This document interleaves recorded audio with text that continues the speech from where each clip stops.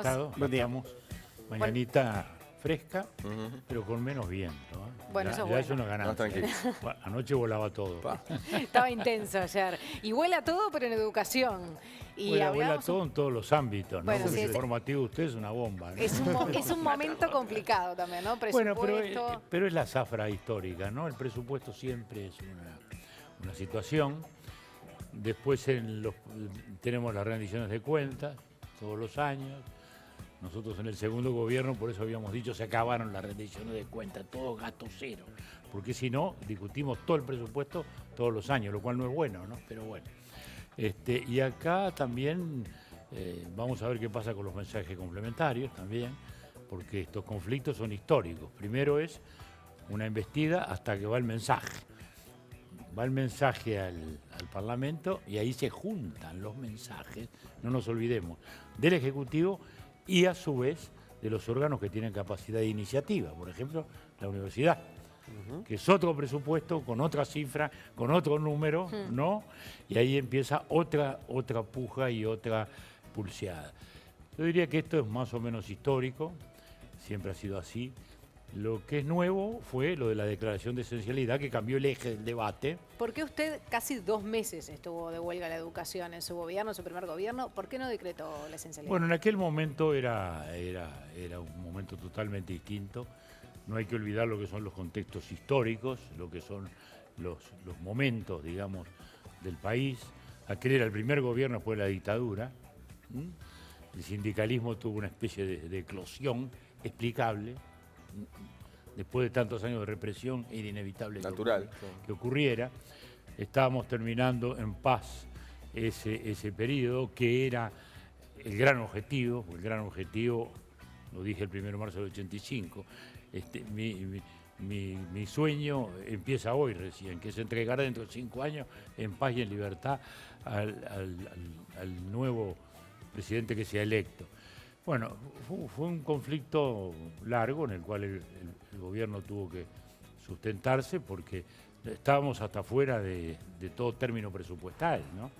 Porque claro, en el año electoral no se pueden fijar sueldos, o sea, que fue un conflicto realmente muy extemporáneo. Digamos, ahora, ¿no? Más allá de la coyuntura del año 89, ¿usted entiende que hay algún fundamento jurídico para aplicar la esencialidad en la educación en este país?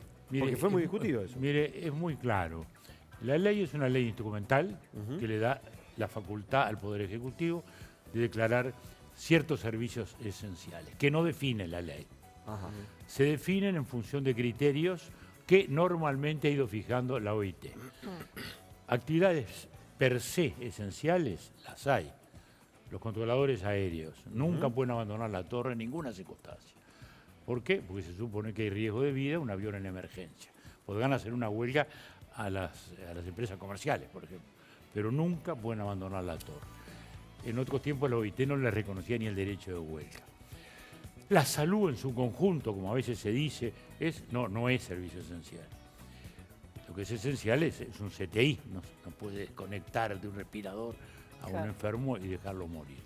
Ahora, es un concepto dinámico. Que falte la policlínica un día, bueno, que falte 2 días, 15 días sin policlínica, ya no. Ahí empieza a ser esencial otros servicios. Nosotros lo hemos vivido también en el puerto. El puerto per se es una actividad esencial. Bueno, es importante. Todo es esencial. No, hay mercadería perecedera. Bueno, eso es esencial. Y entonces ahí viene el tema. Usted tiene que, usando la ley, emplazar a tales y cuales funcionarios bajo apercibimiento de las sanciones legales, o sea, declarar ilícito el movimiento de esos funcionarios específicamente. De forma gradual, decía usted. Depende del concepto. La esencialidad no es igual para uno que para otro, como recién decíamos, ¿no? Por ejemplo, si acá se hubiera decretado la esencialidad de los servicios de comedor y de alimentación, me parece que nadie lo hubiera podido discutir jurídicamente. ¿Por qué? Porque la alimentación se da en general en los contextos más críticos, o sea, hay una necesidad muy fuerte, o dicho a la inversa, hay un daño cierto y efectivo sobre un sector de población muy desvalido. Eso parecería lógico. ¿Le parece lo otro no lo era tanto porque tampoco era una huelga por tiempo indeterminado.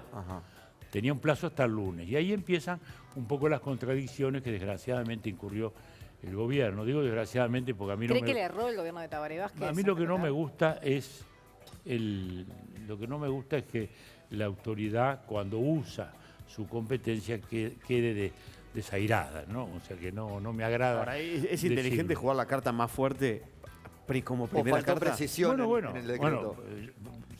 Estrictamente faltó precisión. Faltó precisión, porque hay que emplazar efectivamente a cierto tipo de funcionarios.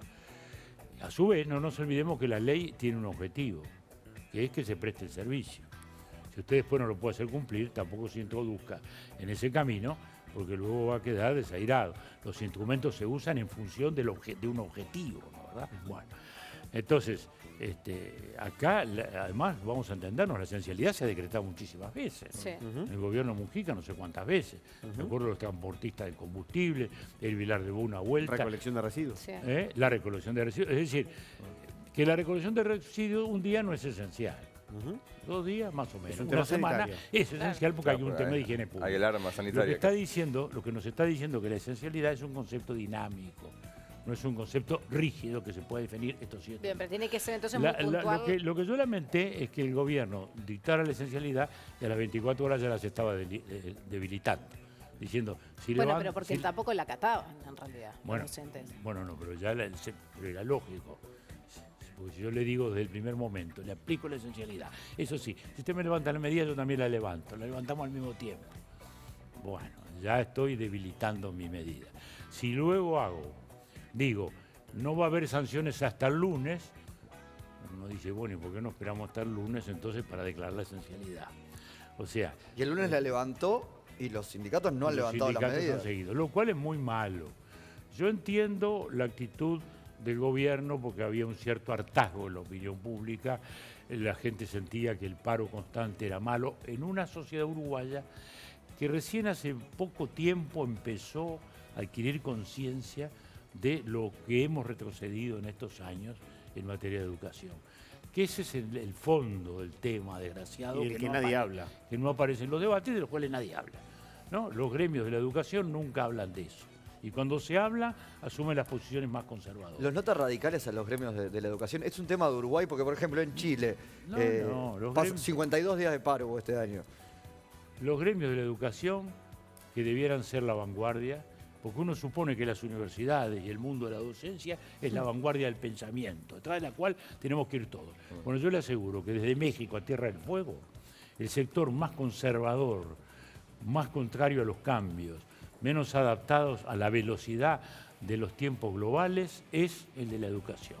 Y lo digo desde México, porque conozco, voy bastante a México, mañana voy por 2 días, de nuevo, es siempre el mismo debate. Y la sustancia de la educación no la quieren, pese a que después aparecen las pruebas PISA, 67 países evaluados, los 8 de América Latina que se evalúan están desde el 53 al 67, el 53 es Chile, el 67 es Perú, es decir, es un desastre, digamos. Estamos muy mal en un mundo competitivo, que nos guste o no nos guste, tiza sí, tiza no, estamos en competencia con el mundo porque el mundo es global, lo es desde la tecnología, de la ciencia, de la información, de todo, ¿no? Esto es el mundo global.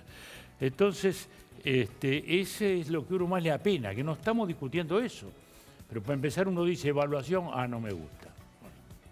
Uno dice tantas horas de clase, no me gusta.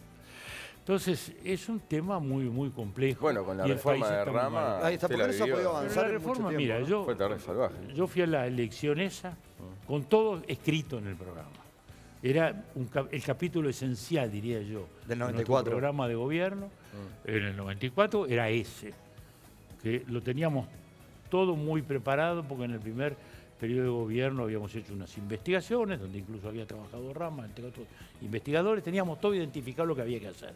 ¿No? Las escuelas de tiempo completo, los bachilleratos tecnológicos, los SERP en el interior, todo, muy bien.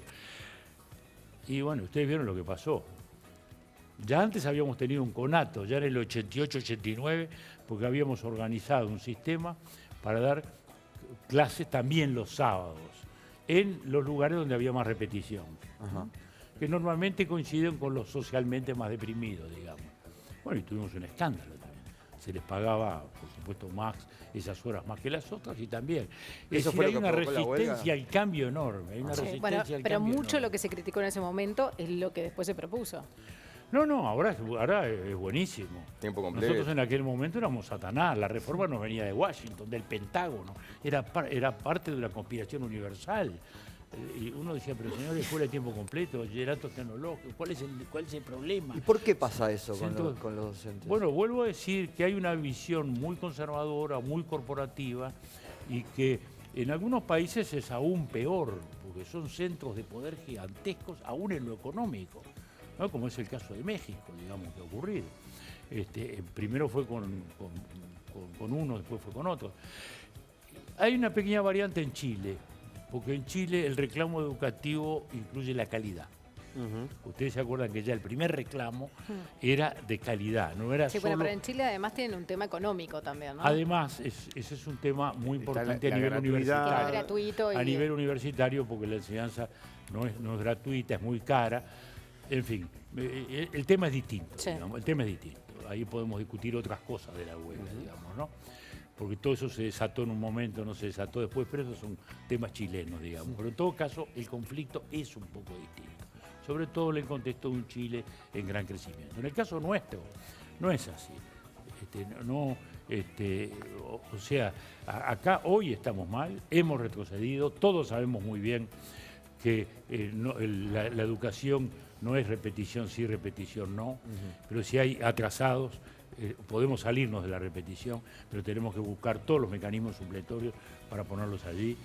Y el resultado es horroroso. Yo no lo digo yo, el Instituto Nacional de Evaluación publicó no hace mucho cifras, son espantosas. Sanguinetti, ¿cuándo empezó el deterioro de esto que nos tenía muy orgullosos a los uruguayos, la educación de los uruguayos? La pública, sobre todo. La Bueno, pública. Mire, la educación pública ha tenido grandes momentos, después tuvo malos momentos. En los años 60 padeció mucho la inestabilidad del país. Vivimos un conflicto, de algún modo nos asoma este tiempo de tormenta a través de todo este culebrón en torno a Amodio y compañía. Era un tiempo de conflicto, fueron años difíciles en los cuales, más allá de la calidad, se perdió mucho el tiempo, se había crispado la sociedad, eso se había llevado a los liceos, a las escuelas, fue un mal tiempo. Luego vino la dictadura, tuvo una parte que mucha gente agradecía, que era el orden, pero se perdió mucho en otros aspectos, porque se habían perdido miles de docentes, se habían perdido a su vez muchas cosas, había imposiciones programáticas que no eran las adecuadas, etc. Luego viene el comienzo o la reinstauración democrática. Fue un periodo difícil también el primero nuestro, muy difícil. ¿Por qué? Porque había que reinsertar 4.000 funcionarios. En el lugar de un director había otro. Y no tenía la culpa el director que estaba, porque normalmente había ido ascendiendo, habían pasado ya 11 años, ¿no? Bueno, fue un periodo difícil, pero se logró hacer, bajo la presidencia de don Juan Pibel Devoto, que fue el presidente. Esa es una cosa muy curiosa, este conflicto, ¿no? Porque en nuestro primer periodo, los presidentes del Códice eran nada menos que Pibel Devoto y Aldo Solari, el primer historiador y el primer sociólogo del país. En el segundo fue Rama. Ahora ustedes vieron que hay todo el conflicto y el Códice no ha abierto la boca, ¿no? ¿Verdad? Un silencio mortal, lo cual no deja de llamar la atención. Pero voy a los resultados de la evaluación educativa. El 20% del sector socialmente más deprimido, el más bajo, el 87% no llega al nivel 1, en matemática y en lectura. Bueno, creo que ahí tenemos el escenario dramático de un país que precisa mejorarse. No podemos mejorar no solo ya la educación, la propia seguridad, la convivencia, qué oportunidad de empleo va a tener en este mundo global un chico que arranca con esos déficits gigantescos. Bueno, para mí ese debiera ser el debate y ahí sí, poner toda la pasión del mundo, discutir con todo lo que tengamos, pero todo esto en sí, En base a lo creo que otro. es lamentable. Sanguinetti, una última pregunta brevemente, porque además lo trajo recién Amodio Pérez. ¿Cómo analiza? ¿Le sorprendió que viniera y todo lo que está sucediendo ahora? Bueno, mire, fue una sorpresa realmente. Da la impresión que él no tenía ni idea de lo que podía ocurrir acá. porque venía, según he leído en la prensa, no tengo ninguna otra información, en que tenía ya el boleto de vuelta reservado para 48, 72 horas después. Ni se imaginó, creo que era lógico que no se imaginara, porque era difícil que se pudiera imaginar de que había un juicio en curso en el cual él en principio no tenía nada que ver, digamos, ¿no? Porque era otra historia, ¿no? ¿Verdad? Los responsables eran unos militares, etcétera, etcétera, etcétera. Bueno, pero el hecho es que vino, ocurrió, pasó esto, y bueno, deja todo un sabor amargo, ¿no? Porque todo lo que ha salido a luz no es bueno. Lo único que tiene de bueno es que también ha mostrado un poco una realidad descarnada de lo que era ese movimiento guerrillero en su tiempo. Vuelve a poner en el tapete una cosa que la nueva generación no tiene mayor idea, porque cuando uno habla con los chicos, uno le dice, che, con los Tupamaros, ¿con quién peleamos? Ah, contra la dictadura. Uno le dice, no, mirá, nunca pelearon contra la dictadura. Ellos luchaban contra la democracia. ¿Cómo contra la democracia? Sí, contra la democracia porque querían hacer una revolución tipo Cuba. Y cuando vino la dictadura, ya estaban todos presos. Y a uno lo quedan mirando con perplejidad. Porque desgraciadamente hoy, entre otros déficits de la educación, hay una transmisión muy inexacta de elementos y una confusión de valores también bastante grande. Entonces, a uno le queda una sensación amarga en todo sentido, porque el movimiento Tupamaro lo declaró del gran traidor, con muchas cosas que aparentemente son verdad, otras no, pero es un traidor al movimiento Tupamaro que quería tirar la democracia, ¿eh? O sea que si hablamos de traiciones, también había una gran traición a la democracia en todo el conjunto. Lo condenaron a muerte, y uno dice, bueno, y 30 años después, como la novela de Alejandro Dumas, ¿no? El Vizconde de Bragelonne, ¿no? Bueno, venimos ahora a que la justicia del Estado es la que cobra la cuenta de la condena que le hicieron los colegas a su presunto traidor. Bueno, no sé, uno no puede dar conclusiones, sino sentimientos, y realmente es muy triste todo eso. Muy bien, Julio María Sanguinetti, muchísimas gracias por acompañarnos. Que pase bien. 5 minutos faltan para las 9 de la mañana, momento de tanda.